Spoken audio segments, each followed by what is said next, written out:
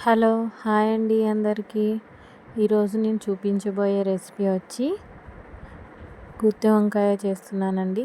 Easy వేలో ఎలా చేయాలో చూపిస్తాను, చూసేయండి.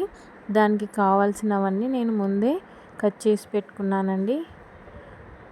ఆనియన్, టమాటో, ఇలా గుత్తి వంకాయలని కూడా 4 పార్ట్స్గా కట్ చేసేసుకున్నాను. ఇప్పుడు మిక్సీ జార్లోకి పల్లీలు, సాల్ట్, కారము, నెక్స్ట్ ధనియా పౌడర్ ఇలా యాడ్ చేసుకున్న తర్వాత 1 స్పూన్ జీలకర్ర వేసుకోండి.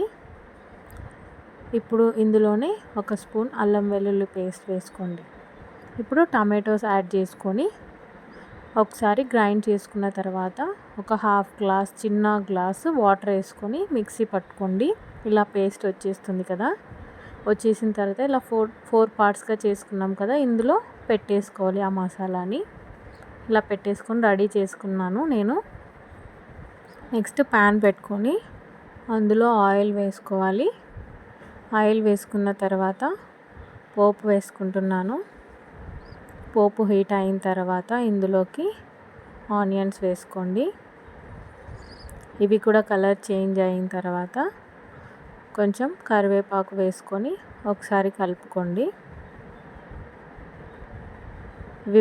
ఇవి బాగా కలర్ వచ్చేసిన తర్వాత ఇందులో హాఫ్ స్పూన్ పసుపు వేసుకోండి. పసుపు వేసుకున్న తర్వాత ఒకసారి కలుపుకోవాలి. నెక్స్ట్ ఇప్పుడు ఇందులో మనము ముందుగానే పెట్టుకున్నాం కదా వంకాయల్ని, మసాలా వేసుకొని అవి ఇందులో యాడ్ చేసుకోవాలి. ఇప్పుడు దాంట్లో కొంచెం వాటర్ వేసుకొని, మనకు కావాల్సినంత వాటర్ వేసుకొని కలుపుకోవాలి. ఇక్కడ చూడండి, వంకాయ మెత్తగా అయిందండి. ఇప్పుడు లాస్ట్లో కొత్తిమీర యాడ్ చేసేసుకొని మనము తీసేసుకోవడమే అండి.